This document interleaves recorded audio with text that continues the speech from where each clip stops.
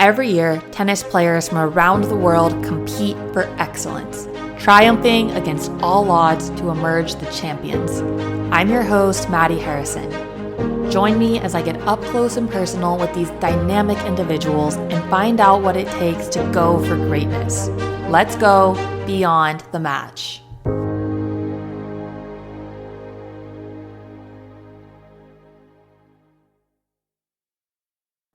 Hello, everybody, and welcome back to Beyond the Match. I'm your host, Madi Harrison. Ema Burgic was ranked 145 in the WTA rankings when she decided to step away from tennis. Now, 8 years and 2 beautiful baby boys later, she's back on the WTA Tour, defying societal expectations and writing her tennis journey on her own terms. The obstacles that she has faced and the experiences that she's garnered over the years of playing and coaching are truly unique, and I'm more than honored to have her as today's guest. I can't give her a proper introduction without mentioning her collegiate tennis feats too. Representing the Baylor Bears, Ema is a 7-time All-American and was ranked as high as 4 in doubles and 5 in singles in the ITA rankings. Ema, welcome to Beyond the Match. Thank you so much for a great introduction, and I'm really happy to be a guest on your podcast. Oh, of course. You're the one who's accomplished it, and I appreciate you making the time to be here because I know how busy you are. Yeah. So starting from whenever you finished college, what has your tennis journey looked like, both playing and coaching? Yeah, so my story is not like your typical story, I guess. I took some detours, but we all have our own journeys and we all have our own stories. And so mine, I graduated in 2015 from Baylor in May, and then got married immediately in June and decided to go on tour. So I played until December 2016. And, it was the struggle on the tour. I mean, I guess the ITF, before you play the WTAs, I mean, whoever has done it, can only understand what a grind it is. And, I was at a point of my life, I was married. I had a husband that really, supported my career until he was like, let's see, let's have a family. This career is not really, I mean, you're not really making money yet. Unless you're top 100, top 50, I was getting injured. I was dealing with some depression things and was really just generally not happy playing.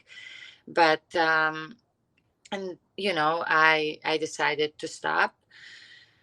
And since then, it was honestly a battle. I think a lot of us professional athletes or collegiate athletes, whatever sport you are, after you are done playing, then you're like, what am I going to do now? Who am I as a person? You lose your identity in a way because you're like, even if I went to college, I have an accounting degree. I'm like, what do I do now? And I kind of stopped early, and not really on my terms. Maybe I would have played more if I wasn't married at the time. I definitely would. But, I made the decision back then and I don't regret anything. At first I was like, I don't want to do anything with tennis. I'm like, I want to completely be done with tennis. But then, one of my neighbors, I tried to do accounting, but I'm like, I can't do this. So one of my neighbors asked me to give lessons to her kids. I was like, sure. And then I realized how much I really love it. And then from then, sometime end of 2017, I started building my tennis coaching journey. I just started coaching kind of everyone. But then I had my own location. I built a little academy on my own. So Tennis with Ema at the time, I even started the social media and everything. When, kind of there were not that many instructional videos online. I was one of the first one, especially the female side. So I started that, built my business a lot. At one point I had 6 coaches working for me. I was doing really good. And in the meantime, I had my boys. in 2019 and 2021, but I was still working, I was still building it. But all these years, I would see the girls on TV playing Grand Slams, winning, girls that I beat, girls that I just played against, and that continued playing. And when I stopped, and I kept always asking myself, what if I played? Because it's not like I had a serious injury that I had to stop. And, like I was trying to fill that void with other things, but I just couldn't. And once my boys, like sometime last year, like beginning of last year, they were 2 and 3, and I don't know, I felt like I was kind of getting my body back in shape. Like everything was like I was getting my just life in order again after kids. And I was at the WTA coaches conference in Miami. It was only for like former ATP WTA players, so it was like a 4-day thing.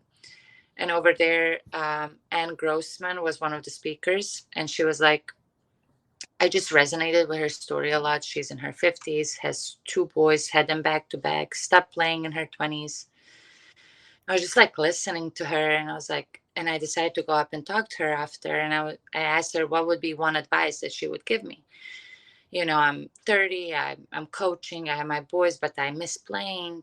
She's like, even if you have a little desire in you, she's like, go for it. You don't want to be 50, 55 and regret that you didn't try it at 30. She's like, don't matter like what everyone else say, like do what you want to do. And like when she told me that, I felt like I knew that inside of me this whole time, but I just didn't have the courage to admit that that's what I want, because so many of us women, especially, like you sacrifice a lot, you give up a lot, you have kids, you do everything, but you lose yourself.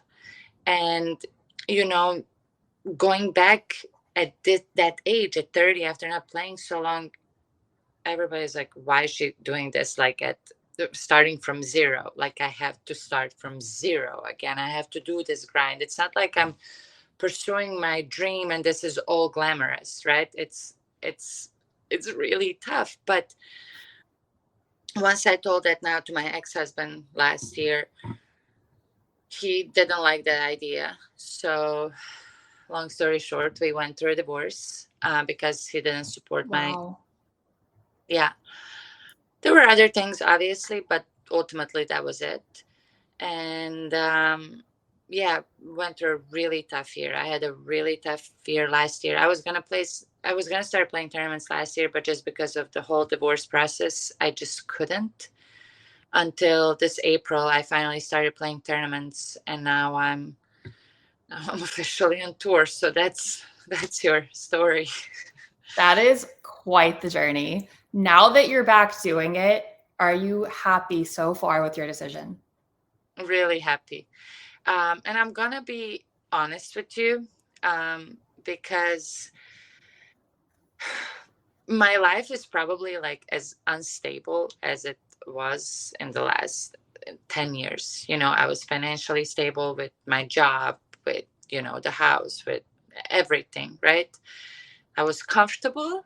That's a dangerous word, comfortable and stable. But I wasn't happy truly doing like what I pursuing my dream, right? Now I'm not stable at all in any shape or form, right? But I have this, I don't know how to explain. I'm just really happy that I'm doing this. And okay, I told myself I'm going to give myself 2 years. If in 2 years I'm not, top 200, I'm done, because I think that's enough time to see. Am I like, is this easy? No, but like it's really not. It's just you're grinding from these tournaments where you're not making money. You don't know if you're, I mean, if I make it, great, I'll be amazing. If I don't, okay, then I go back to coaching. Like I'm taking a big risk, I'm investing in myself, and I think that's the biggest thing we can do. It's invest in ourselves. And I'm still struggling, like believing in myself. And it's like so strange because like just go and play, right? Just have fun and enjoy it. But then like once you're in the match, it's easier said than done, you know? So I'm struggling with my things right now. You know, I'm at the tournament now, actually. I'm playing a W50 in Dallas, Texas. I'm here. So like it's crazy. Like every week, I don't know where I'm gonna get in. I don't know where I'm gonna play because I'm just building my ranking, getting the points. So now Sunday, I was at Baylor training at Baylor. Baylor is an hour away, and I was like, you know, I was like 29 alternate for qualifying because it's a really strong tournament here in Dallas. And honestly, and Sunday was sign in till 6. And then if I get in, I play Monday. So you can call in to sign. And then I was like, I called and he's like, I don't think you're going to get in. Right. And then at 7, I look at the draw and I'm in the draw. It's like, cool. I'm in. I guess I'm playing tomorrow. So I was like, talk about feeling unstable. Like, how are you even supposed to feel stable when you don't know if you're going to play the next day? Yeah, that day, like I learned, like, you know, I'll stay a few more days in Waco and train. I'm like, and then I'm playing. So like drive tomorrow morning and I'm playing against a girl that's 450 in the world, you know? And was And like, you won. I won.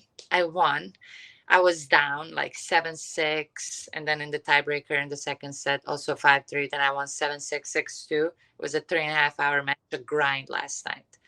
But here's the downside. Like I woke up this morning after 3.5 hours playing last night.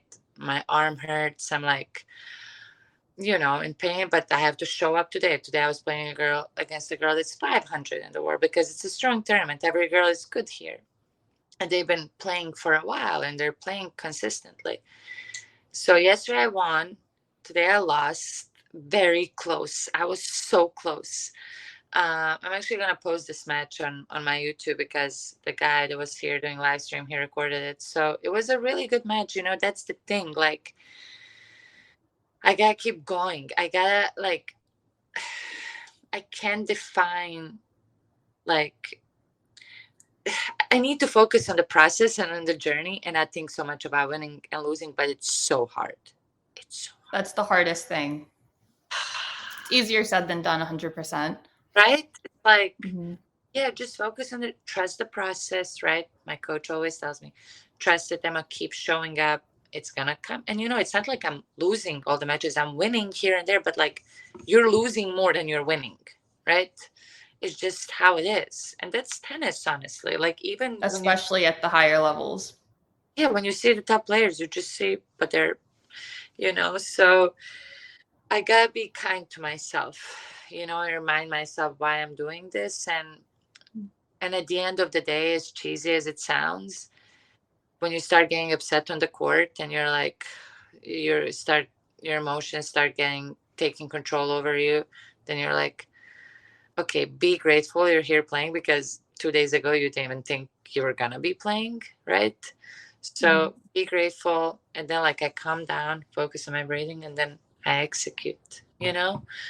Right. Has coaching and your experience over the last few years doing that helped you now that you're back on tour?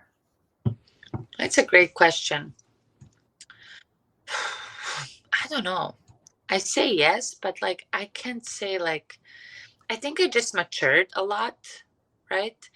But like also when you get into the match, it's just a different ball game. It really is. Like I think it has changed me, but like not that much, honestly. You mean like the old habits just come back and it's like everything is just Yes. like over the past few years disappeared and you're right back to where you were? That's exactly it. You just perfectly. And I thought like, you know, I would be different. And I am, but there's so many like same old habits that I did 8 years ago. You would think like it would change by now, but it's just like same little habits. I'm definitely like more mature in approaching them and how I'm handling things, but you still need a good support around you, of friends, family, coaches that are telling you the right things to keep you on track, because it gets lonely. And if you don't have that support, it's just it's tough. So I'm grateful I do have good support. That's so important. I'm curious, how has everything that you've been through shifted your mentality, not only towards tennis, but towards life as a whole? Yeah, that's a great question too. Like I've been through so much in the last year, especially, that I go like, I get in the match, I'm like, am I just a tennis match? Right? Like it's just a tennis match. You've been through so much. I'm way more um, like I said, just way more grateful for everything. And um, everything in life happens for a reason, right? I've learned that and I've seen it. And um, life is too short to like think too much about like the past or what's going to happen in the future, right?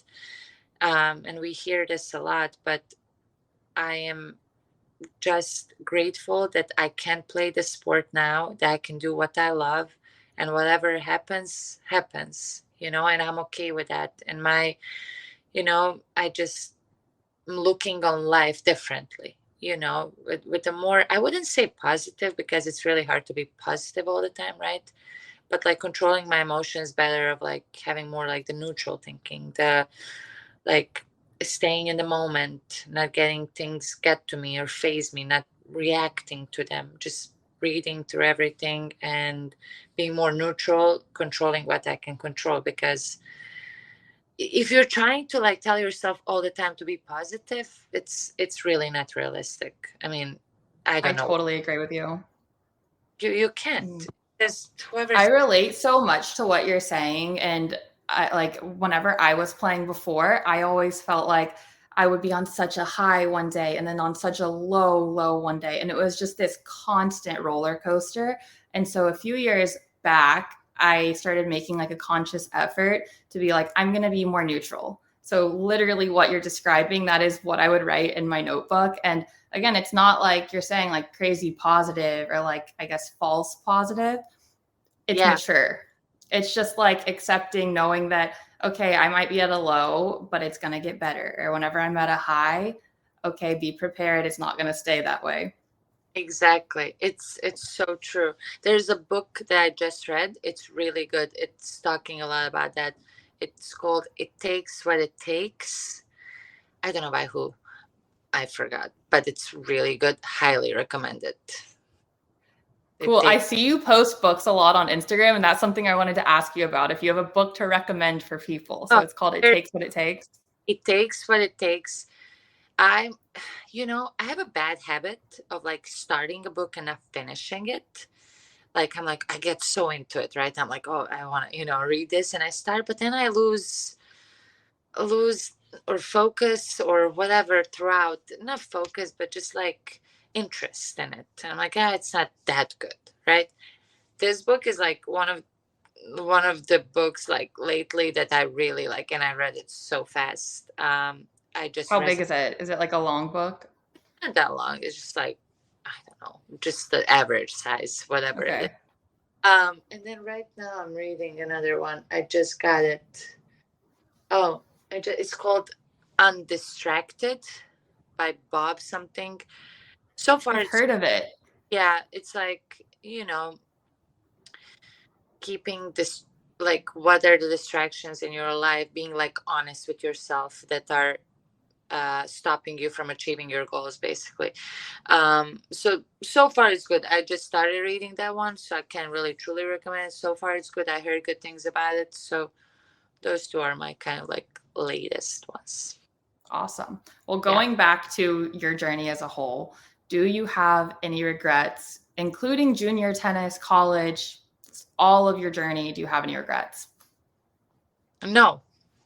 And I've came to that acceptance. I've come to that acceptance, because everything in life that happened to me had to happen the way it happened, right? Like at that moment in my life, it was the right thing, right? I started playing really young. Like I was, I mean, not really young, the professional tournaments. So like my first pro tournament that I won was when I was 16.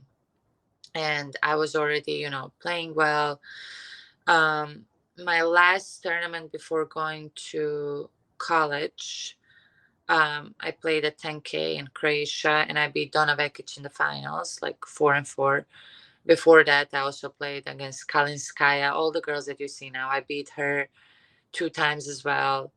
Muguruza one time. Like I was playing all these girls before college, but then financially, my my parents couldn't fully support me, and I was getting gold offers from colleges, and I did not want to go to college. So, like, do I regret going to college? No. But sometimes I was questioning myself, well, was this the right decision? Should I have just gone pro and not go to college? Like, you can ask yourself these things. You can regret, oh, well, maybe if I went continued pro, maybe I would be, at the top right now. But maybe I wouldn't. Maybe I would get injured and my parents wouldn't have enough money, and then I would stop playing and I would be stuck in Bosnia, which is a really small and poor country, and I have no opportunities. Like, college brought so much good to me. And for me, actually, going back, I went last weekend because between the tournaments I had time. I haven't been there in 9 years since I graduated, like, and I just realized, like, when I was there, like, the maturity that I have now and what I've been through in my life, just being there, like, as a different person, looking at things from a different perspective, even just talking to my coach, he's still a coach there. I mean, I wish I was different in college, right? But, like, I wasn't. I didn't have that maturity back then. So, like, I it's okay. actually saw you posted about that. Yeah. Not that I'm like, I feel like a stalker keeps saying I see you posting things, but but I saw you posted that you wish that you hadn't taken things so seriously in college.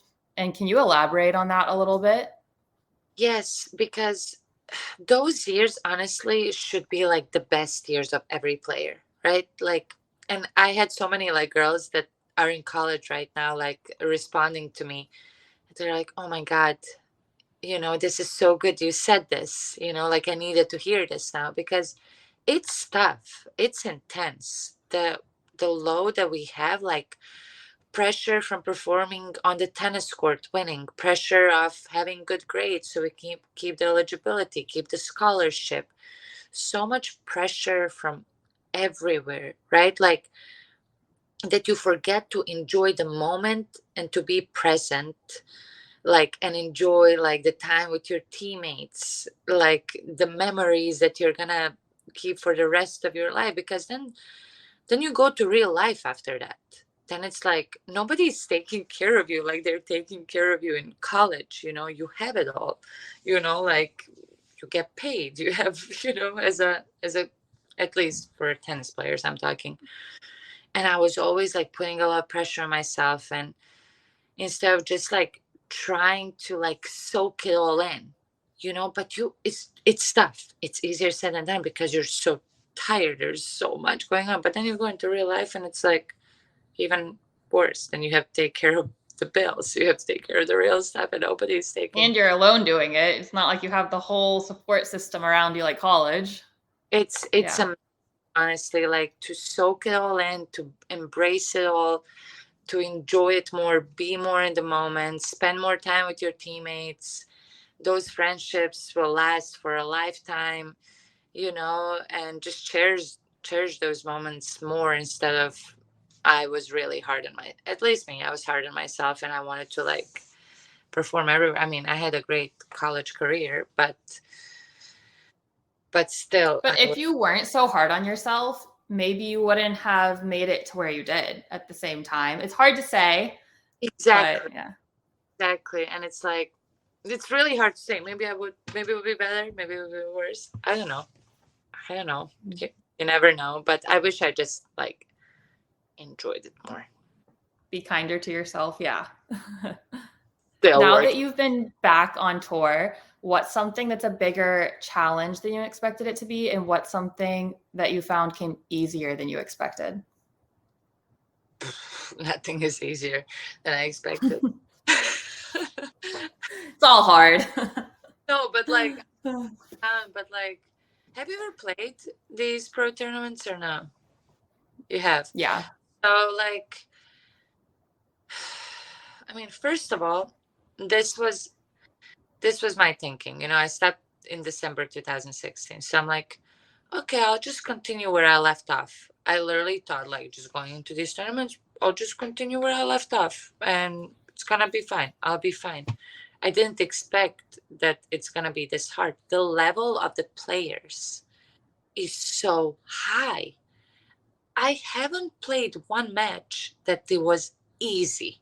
Like that I can say, okay, that was easy, Every girl, it doesn't matter if it's a 15, a 35, a 50, a 75. I'm trying not to play 15, literally no points. So I'm like trying to play 35s, 50s. So even because I have to qualify everywhere, but even like at least like at the higher tournaments, you get points in qualies. At the 15, you don't get points in qualies. So you have to win like then 3 matches to win 1 point, which is ridiculous. And I just went to California for 2 15s, and there were all these college players. They're coming out of the season. They don't have a ranking, right? They're just continuing to play. They're full of confidence. And you're like, what is happening? Like I come for a 50. It's honestly kind of like the difference is really not big in the level. And it's between the 15 and like the 50, you mean? Honestly, not. So, I mean, all these girls, you have them, they're really good. They're really good players. The game is way more physical, I would say, just like stronger. I mean, everything. I just played a girl today that was like, I mean, she was a machine. Like, the girl, like, you really have to be on top of your game every match, every point. If you miss a little opportunity, then the next 2 points are gone because, oh, well, I missed my opportunity. I had it. Now she hit 2 great serves. Well, I missed that chance for that game. You have to really use every opportunity that you have. And it's tough. It's way harder than I thought it was going to be. I thought, I'm like, I got this, but I mean, we'll see. We'll see. I'm only 3 months in. I have to keep reminding myself, Emma, you just literally started. And my ranking is like 1,000. And I'm like, I hate seeing that number, right? But I'm like, okay, also be grateful that you have a ranking, right? Some girls are playing for so many months and they can't even get, like a point or 2. And I'm like, just be grateful. You can do it and just keep showing up. My coach always tells me, just keep showing up. You're 100%. gonna get, And if you don't believe in yourself, no one will, right? So you have to keep believing it. That's the thing. Like you're the only one that has the answers. This person can help you, that person can guide you, but at the end of the day, it's you that's gonna show up. Nobody else. In everything in life, not just in tennis, in everything. So you gotta be the one that's gonna show up in the morning or whatever is your goal, a workout, something with your job, something with your business that you want to accomplish. If you don't show up, if you don't do it, nobody's gonna do it for you. So you need to take ownership of that. Yeah. And it goes back to what you said earlier about remembering why you're doing this. Yeah. And it's like you had unfinished business, and even though you were stable and comfortable, you still had something missing inside of you. And so as long as you keep remembering that, maybe that can help keep you on track. I agree. You're right. Mm-hmm. So taking a break from the intense questions here, I have a fun game that I want you to play. I heard you say on your podcast, the Amazing Tennis Podcast, that's amazing with an E, not an A, that you don't watch much tennis because you don't have much time. I don't blame you there. But I want to see if you can name the current top 10 ATP and WTA players in order from 1 to 10. Right now, I'm probably the worst. Before I answer, I just had the Nicola Intuitive Tennis on my podcast, and he's like the one that's like, he's one of the top tennis YouTubers. Like he almost has 300K subscribers. I imagine he knows everything. No, like, so I went, like, I Googled like tennis trivia questions, right? Like 50 of them. This guy just like, I'm like, I would have to like look in the answer, like to go. I'm totally gonna guess this, but I have no idea. Like I haven't. I need to look it up too. I think I looked. I have a few in mind, but I need to look to be What? sure. I went on the rankings to see the ranking points and how many points I need to be to have to be in the top 1,000. So I don't see the one number. So I have 13 points now, and I have 14, no 13, and I need 17 to be. Does that include yesterday's match? Yeah. So after this, I need 4 more to be 900 something. Baby steps. Oh, wow. But I was, so I was looking at the rankings yesterday, but totally skipped the first 10. No idea, but let's try. Glazed over it. Yeah, let's try. My phone just finally loaded. So let's see. WTA, let's start with that. 1 through 10. Okay, well, Iga is 1. Sabalenka? Yes. Yes. She's in there, but not number 2.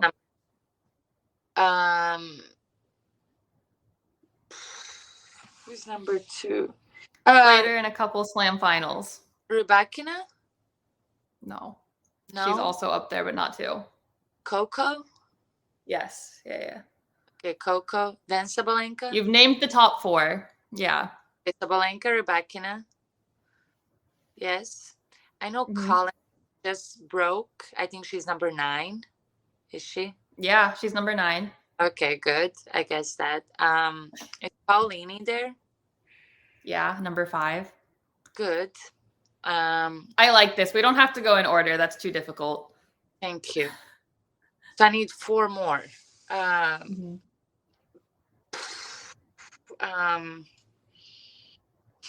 Help me. Greek. Someone from Greece. Oh, sorry. Yep. I thought she hasn't been doing that well lately. Okay. Yeah, she's number 8. Oh, wow. One person from China. Zhu something. I don't know. Zhang.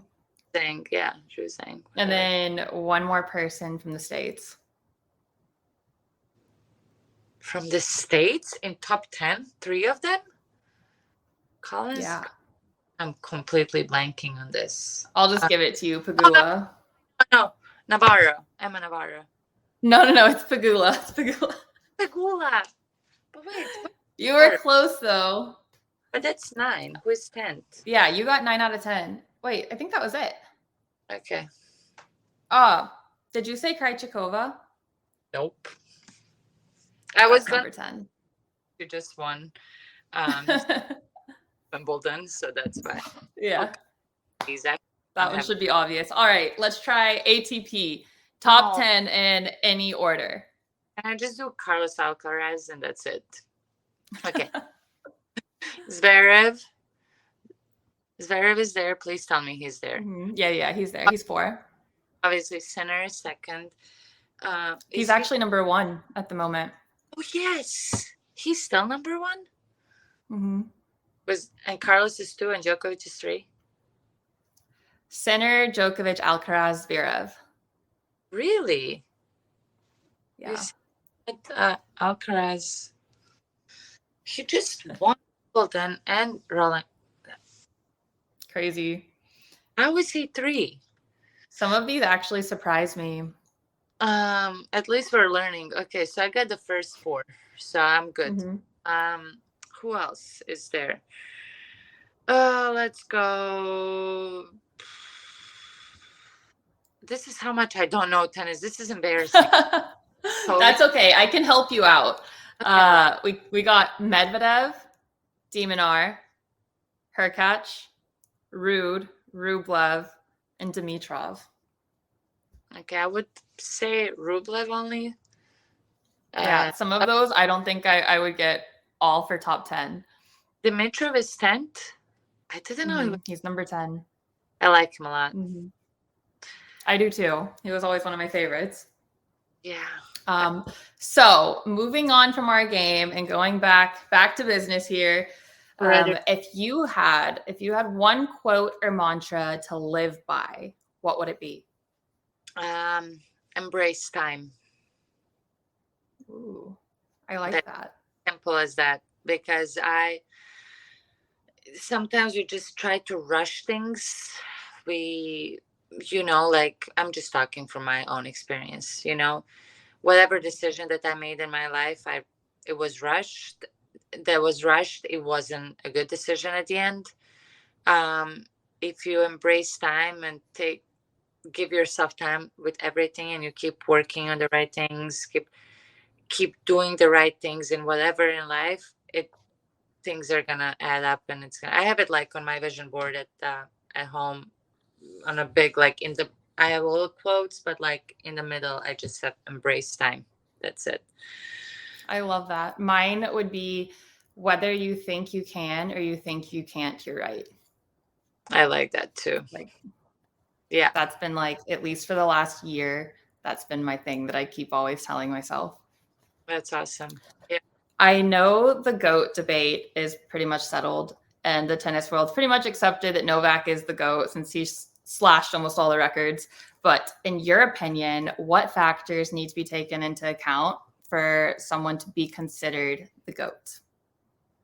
I mean, what factors? I think, honestly, I agree that Novak is. Do I like him the most out of the three? Would I? No, but I definitely don't. It's tough. It's so tough, because when you take into consideration like his behavior and Federer's and Nadal's and the humbleness and all that stuff, it's like, okay, well, is he really the GOAT? Like, then he throws the racket, he smashes this, he acts up, right? Then you're like, is that so? Would you take that into consideration? That's why would that be a fact? No. I wouldn't either. Because it's like, the guy is so mentally tough, and we all have slip-ups. It's okay. Like, he bounces back after it passes. He's a human, right? We're all humans, and it's okay as long as he bounces back. It's just, he's not perfect, right? But the wins, I think that should not be taken into consideration. So, and I think like Federer and Nadal would agree with that too. I think he's definitely greatest of all time in our sport. Yeah, I agree with you on that. So do you see any differences in the mentality between American versus European players and even coaches? Wow, great question. Yes, 100%. I came from Eastern Europe, and I came to college, and whenever we had girls on the team that were from the States and the girls that were from Europe, they're just an example there. We were always like, I feel like we appreciated more the things that were given to us versus, and please don't like take this in a wrong way or anybody. Oh, I won't. Don't you worry. It was like, we appreciate more, and we work harder. Probably because we grew up with having less. I'm not saying everybody, but majority. And then mentality there is like, we're gonna like listen, we're gonna follow, but like with the American players, like, you have to be more careful, right? With an approach you take, you have to be more gentle, more, like, so you don't hurt the feelings, so they don't, like, that's like from coaching also perspective, like, I feel like you can be tougher, on the Europeans, especially Eastern European, than on the Americans. I mean, that's a fact. That Do you think that that's the same on the girls and the boys side? mm, I cannot speak for that, so I don't know. I haven't coached many, but yes, yes, yes, Do you yes. want your sons to play tennis? Um, well, my ex-husband, he also played for Baylor. Very good player, tall, 6'4", and lefty. Um, I'm 5'10". My boys are gonna be huge. Um, they already are. They're 4.5 and 3. My 3-year-old loves tennis. Like, when I want to go on the court and hit extra serves, I'm like, hey guys, do you want to come and come on the court with me? He's always saying yes. My older one is like, no, it's too hot, like, but then I go there, I don't hit any serves because they just want to play. So I end up being there with them. Do I want them to play tennis? I'm not one of those parents that's like, oh my God, I don't want my kid to play tennis. Like they're like, I don't want them to go through this. Definitely no. I think if they like it, play, I'll support, but it's not gonna be something that I'm gonna force. Like I created this class, it's called Little Aces for like 3, 4, 5 year olds. I just created it a few years ago just because of them. So we can go like to practice and they have something to look forward to and they can associate tennis with fun for now. you know I don't think we should take it seriously, and maybe later sometime, but they're loving it. They love playing with other kids. Then I go on the court with them, their dad does the same. And it's like they have a good feel, like compared to the other kids that don't have tennis parents. Like you can see the difference. But it's more at this age, it's about the eye hand coordination. So I'm doing a lot of like throwing, catching, stopping, focusing on, instead of just like hitting tennis balls. And they already are doing soccer, swimming. They just started ice skating lessons. We're gonna do base. Like I'll introduce them to everything, right? And it's very good for them. And then we'll see. Time will That's show. so cute. But yeah, It's so special that you can literally take them to work with you. yes. Now I can. When they were younger, it was honestly impossible. Now it's getting more possible. So they're like with me. If I have a lesson, they're there hanging out. If I'm training, they're there. Or if I'm playing. So as they're getting older, it's getting easier. But it's been a struggle, honestly. I can imagine. So, whatever sport they decide to stick to, would you prefer them to train in it with the American kind of mentality or European kind of mentality? Great question. That's why I'm trying to find a balance as a parent, right? Because I don't want to be too tough, right? But like, I also don't want to be like too easy on them. So it's like finding a balance, and I'm learning a lot as a parent what to do. I think discipline is so important, and teaching that from a young age. So focusing on disciplining them, and obviously through love, but I would definitely pick the European way of coaching. Yeah. Mhm. That's so interesting because kind of like how you described the American mentality, like I mean, I'm obviously American. I can totally see it. I would say my dad was my coach growing up and his dad was military. So it was like very strict, like very disciplined, very hard on us. And everyone probably thought that he was like that crazy tennis parent or something so hard on us, but there was a lot of love in there too. And looking back, I'm so thankful for that. So, like the way you've described it, it sounds very good. And I think they're going to have the best of both worlds. I think so too. And their dad is also half Serbian, half Hungarian. So he also has that, in him where he's gonna, I know both of us will do our job good, so, and it's up to them. I would love to coach my kids tennis, and I think that would be great, but they just don't also listen as well to me. I'm experiencing that now. It's like, okay, you know, we'll see with tennis. Maybe I'll put them with another coach or something down the road. Time will tell. Embrace time, right? Embrace time. Yes, your motto.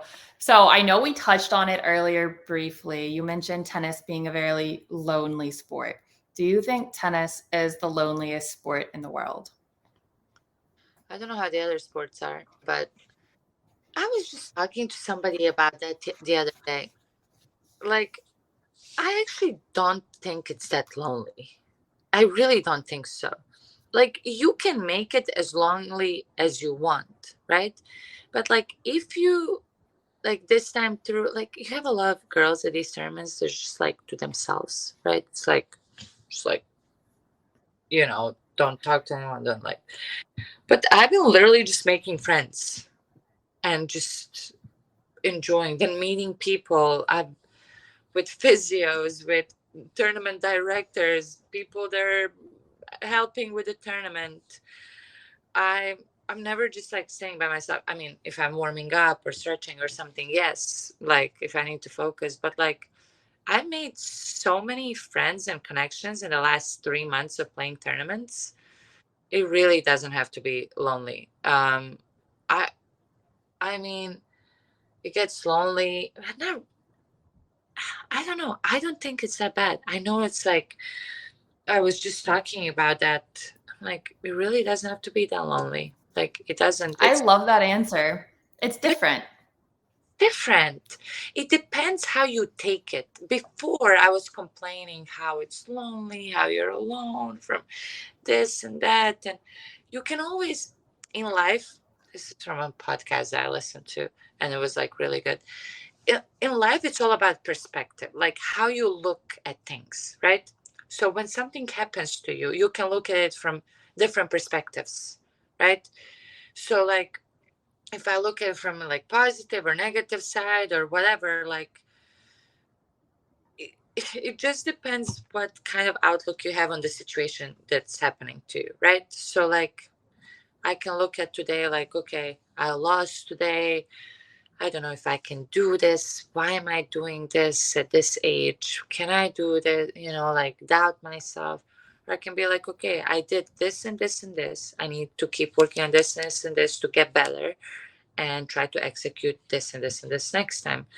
And obviously this one, it's harder to be like that, right? To be mature and think like that because you're like, you're gonna be like cry or like this or feel sorry for yourself, right? But no, you gotta keep moving. You gotta keep moving with everything. So with also loneliness, it doesn't have to be lonely. It depends how you're gonna look at it and how you're gonna make it for yourself. I see some players and I see that they're lonely. They're to themselves. They don't look happy, right? But then you see the other ones too, like me right now. I'm like, I don't know. I'm trying to have a good time, honestly, because life is too short to, like, I want to make good memories from this too. I don't want to like look back and just like, I don't know. I just made friends with a guy that was doing live streaming and I talked to him and I was And like, now you get your match. I got my match. And they usually like don't do that because it's like Yeah. extra. I got my match. So I can post to my That's so YouTube. nice. Yeah, I mean, that's a very mature answer. And like, I think that a lot of people would benefit from hearing that, especially on the girl side, because it is easy to just like kind of view all the other people around you as like the enemy. They're the competitor, and you don't want to be friends with the enemy. And I never really had that mentality, to be honest. I was always like, everyone's my friend. And like, I truly believe that's the better way to go about it because you have to enjoy the journey. Otherwise, you're going to get burnt out. You're not going to make it as far. And then you're going to look back and be like, oh, I wish I enjoyed it more. Kind of like the college times, Exactly. Yeah. So it's good to hear that you have that mentality now. Yeah. And I'm gonna, obviously you have bad and good days, but it's no, at the end of the day, you have to have that mentality if you want to make it easier on yourself, I guess. Moving on to a different segment of your career. You're also a content creator. Are you still keeping up with the content while you're on the road for Instagram specifically, or do you plan ahead of time so you don't have to think about it while you're on the road? That's something I'm really working on, like getting better at, because I'm taking it as really my job now, and it's just been tough. I'm not gonna lie, and I have a girl that helps me, edits my videos, like does all the stuff because I do for my YouTube channel. I do vlogs, podcasts, match play. I do shorts. I have now I just created for my podcast a different Instagram as well that I'm trying to grow that instead of just putting it on my tennis with Emma. And then I used to be so much better with it. And that's when it like did the best. Like I would plan ahead, organize, do everything. Now it's like just when I have time. Like if I have time today, I'll post. Or like I put it on my to-do list. This is today you need to do this, this, and this. And I don't accomplish it every day. And it's like, is that my priority? Or when I'm at the tournament, is this my priority? It's just like so tough, like to prioritize what's important. By the end of the day, for me, like continuing to grow my channels, it's really important because I'm growing my brand and my income and connections with the brands. So I need to put that on a higher level of priority. And I just spoke to one person that might help me like do the consistent posting, to take that off my plate because just being at tournaments, obviously playing this is a full-time job. And then when you do have time in between, when I do, I have to take care of my body, I have to see physio, I have to do my mobility routines, I have to journal, I have to meditate, like if I want to do things the right way, right? But then I catch myself spending extra time vlogging, like sending videos, writing captions, doing this, doing that. But I'm like, I'm just trying to find a balance right now. I'm sure, like we all are, and I'm not doing a good job of like prioritizing things. I'm like, that's why I'm reading It's this still book. early. I'm figuring Like it you're out. only 3 months in now. So yeah, I'm sure that with more time you can Just figure it like out. life, I travel so much, then planning the flights, the hotels, the housing, the million things. It's constantly something. But that is my priority. So I'm working on it to like grow it more. And it's good. It's been doing good. And I have to keep going. I have to keep going. And it's a job. I mean, it's a full-time job. Do you enjoy the vlogging or the podcasting more? Ah, they're so different though. I think blogging because I've I meet a lot of people on the road, and it's like I I just like hear a little bit story of this one, so it's like a lot of different stories. And I just love hearing people's stories and learning from them because you can learn from somebody, you know I mean, you can learn a little thing from somebody else, always you can soak it all in if you listen really. And the thing is, the vlogs, I've been getting a lot of feedback, like how people want to see me play more, because I've been mostly just doing like where I'm at, what I'm doing, and like for me that's fun because then like looking back now when I started it, it's like, oh my god, how far I've come. I love looking back at my vlogs. I was just doing that the other day. Just I'm like, and then I really appreciated more where I'm at now, because sometimes you get caught up, like if something is not working as you want to, or it's not moving as fast as you want to be here, there, with something in my life. But then I look back, I'm like, oh my God, Emma, like you've come really far since then. So that's why I love the vlogs because it's more personal to me.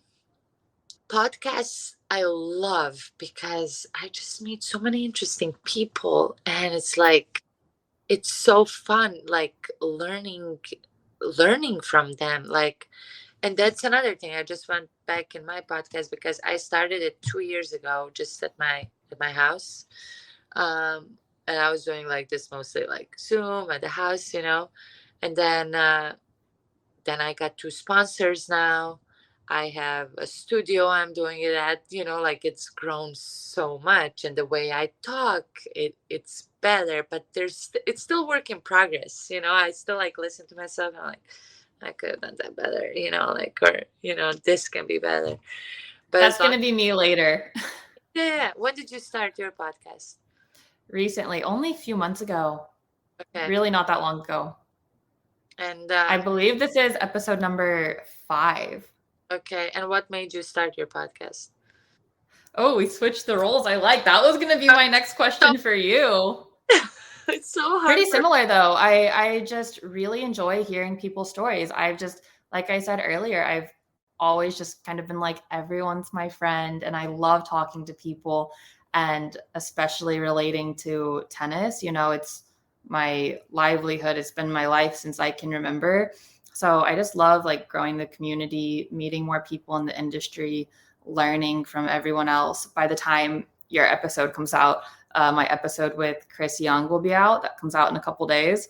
And like that episode, I also learned so much. And to me, I'm like, I'm learning, yes, but then I hope that more people will keep listening and other people get to learn too. And, just like you have so much to like look back and offer in terms of your experience. And I just really hope to be able to do the same thing. Yeah, I'm sure you're going to do great. I love that you're doing this, and just even when it gets tough and you're like, you don't get enough views, because it's, you got to just keep going. I mean, it does take time. Got to embrace the time, I know it's so cheesy, but it's so true. It really is. You got to keep showing up. You got to keep doing the episodes. You got to keep doing the right things, and it's going to come. Yeah. And it just keeps getting better and better. Good. Winding down to the last few questions here. You probably have one of the most full plates of anyone that I've ever met. You're a mom, you're a coach, you're a professional tennis player, content creator, and podcaster. That's a lot. What drives you to take on so many difficult tasks, and how do you balance it all? The thing is, I don't look at them as difficult tasks. Everything that you named, I enjoy doing every single thing. And I think that's the most important thing, is if you do genuinely enjoy what you're doing, then it's not hard. My days are full from like early morning till late night, right? They're always filled with like just things.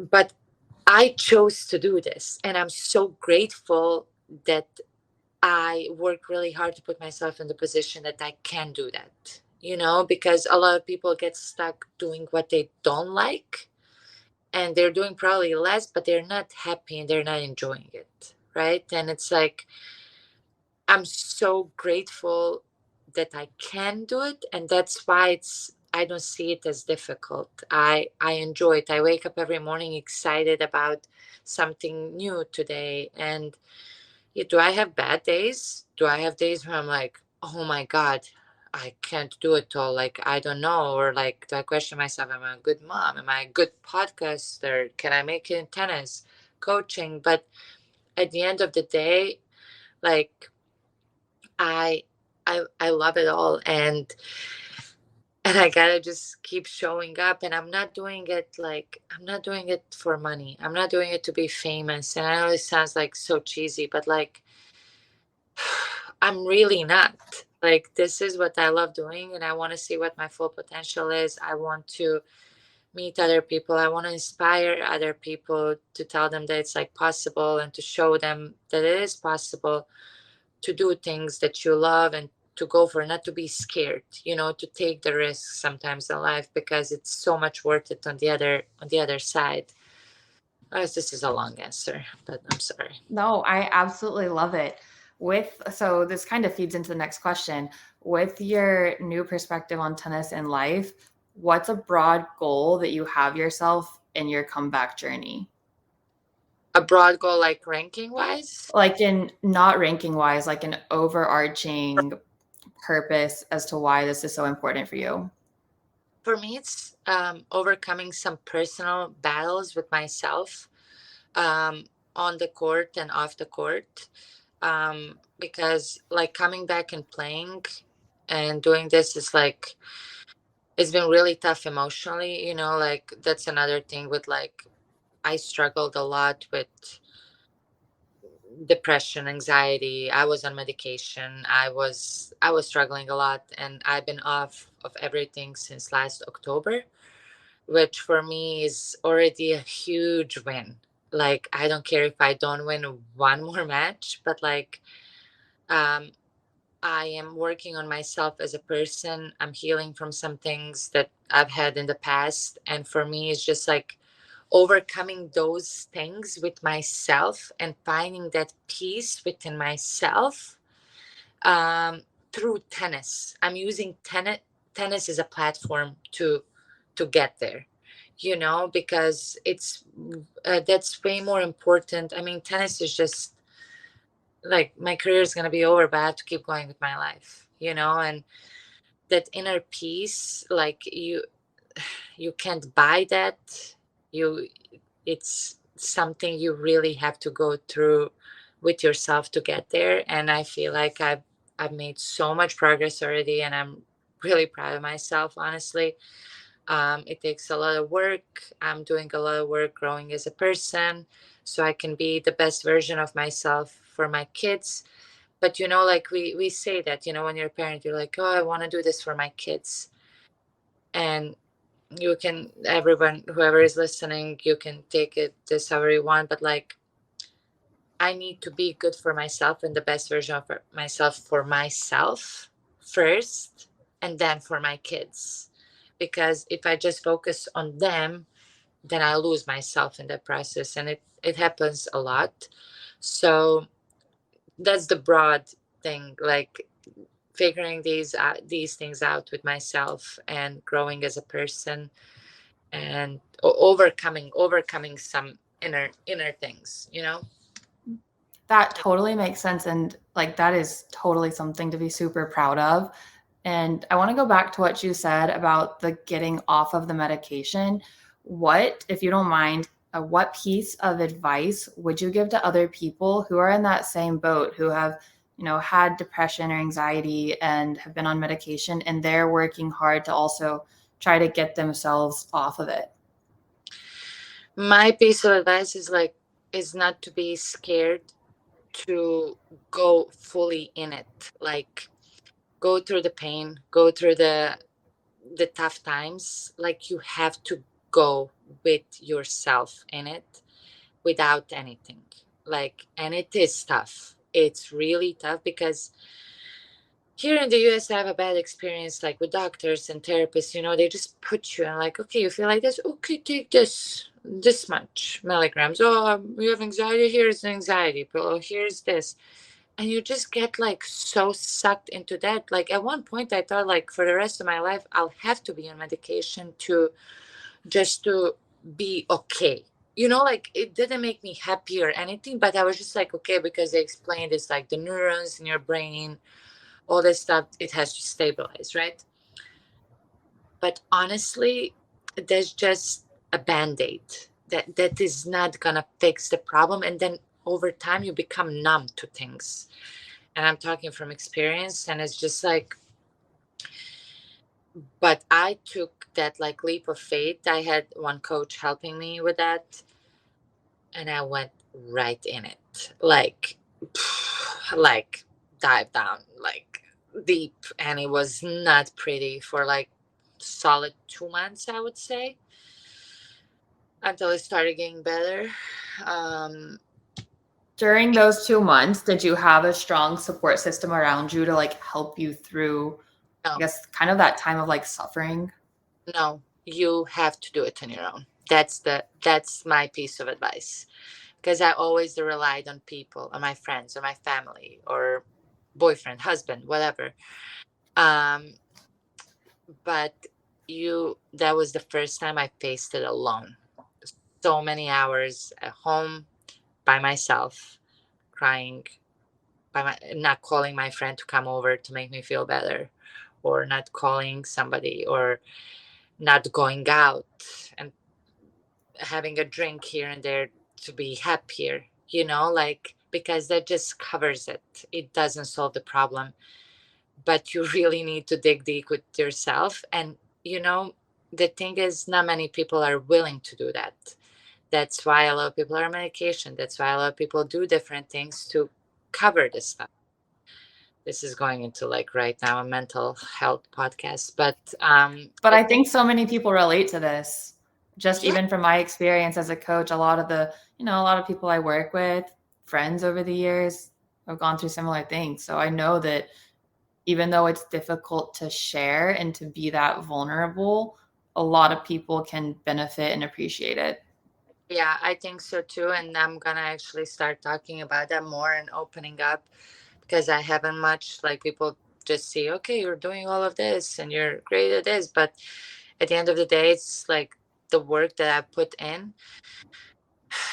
It's been tough, but it's so worth it when you come on the other end, right? But then when you come on the other end, it's constant work in progress. You have to keep working on yourself every day. If you don't, then you fall back into, like, the old thing, and then, like, you feel bad, and then you do whatever your way is to fill that void in yourself. You're gonna find it, right? Like, we all have it. Mm-hmm. Mine and yours might be different, and you only know what it is with you, and you stop lying to yourself and you take ownership. And but it takes a lot of courage, and it takes a lot of patience. But I talk from experience that it's so worth it. That's amazing. Well, I'm very happy that you did, and I thank you for sharing that. Ema, where can people find you on social media, and how can people follow your journey? So Instagram, and YouTube, Tennis with Ema, but one M. So my name is Ema with one M. And then I have another Instagram page for my podcast, the Amazing Tennis Podcast. And that's it. Yeah, so Tennis with Ema, really. That's it. Perfect. That's amazing. Everyone, go give her a follow and keep following her journey. Ema, thank you so much for being a guest on Beyond the Match. Thank you so much for having me, and good luck with your podcast. Thank you. Thank you so much for listening to Beyond the Match. Please be sure to rate and review this episode. If you have questions or comments, you can email us at beyondthematch@outlook.com. We're available anywhere you listen to podcasts, and I do mean anywhere. Please also be sure to follow us on Instagram at Beyond the Match Podcast, and look for exclusive content from our episodes only found on our YouTube pages. Until next time, thank you for listening, and I will see you on the courts. Metacortex Publishing hopes that you've enjoyed this presentation. Please take a moment to listen to some other podcast offerings from Metacortex Publishing. A quest is a search for something. And every week, the Quest podcast will show you how we know what we know through interviews with people that have incredible stories of dedication and perseverance. I'm your host, Todd Fisher. Join me in this thought-provoking and inspiring podcast of discovery. Find us anywhere you listen to podcasts.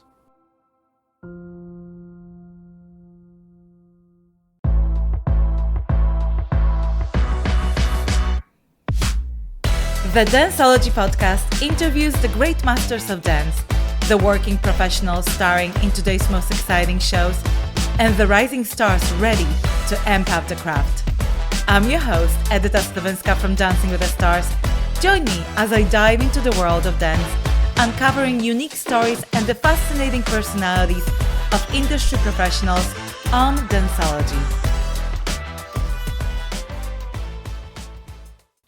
Cult Following is a podcast that studies the personalities and common traits of cult leaders and their followers.